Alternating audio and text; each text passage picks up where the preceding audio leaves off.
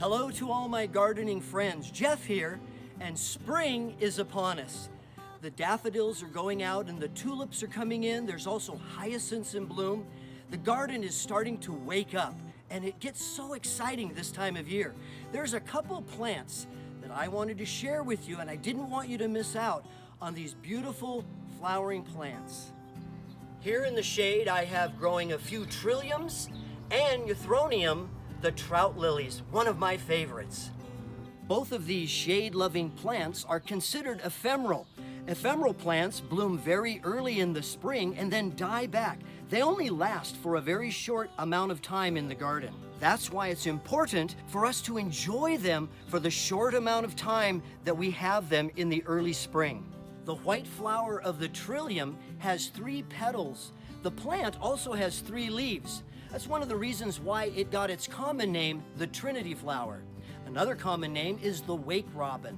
As the flower starts to fade, the white changes to a beautiful pink color and sometimes even a deep maroon. I've planted these trilliums a little bit higher along my pathway to make them a little more visible. The white flower of the trillium helps to brighten up a shaded area. And these trilliums are coming out of a bed of shamrocks. I'll talk about that later. Trout lilies, or Euthroniums, come in yellow, pink, and white. I've chosen the yellow variety because I like the way the contrast between the yellow trout lily and the yellow stamens on the trillium come together. Euthroniums, or trout lilies, are little bulbs, kind of like a daffodil or a tulip. You purchase them in the fall, and then they come up in the spring. The little trout lilies are so graceful. Every good Irish gardener needs to have a few shamrocks planted in their garden. Here I have Oxalis triangularis planted as a ground cover, and I love the way the trilliums are bursting out through the shamrocks. The white flower of the shamrock also complements the white flower of the trilliums. Here are a few other shade-loving plants that are going to carry us through the summer and on into the fall.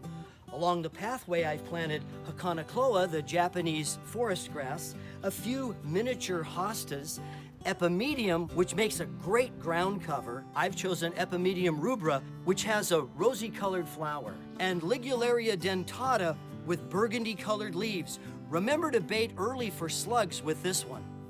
And don't forget about adding a few ferns to your shade garden.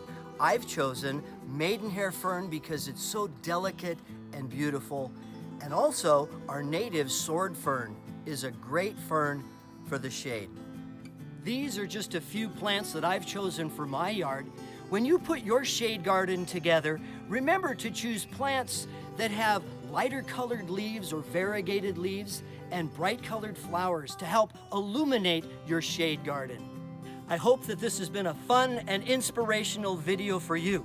I put it together because a couple subscribers asked me what plants to put in their shade garden. If you have anything you'd like me to make a video on, let me know. Hey, until next time, thanks so much.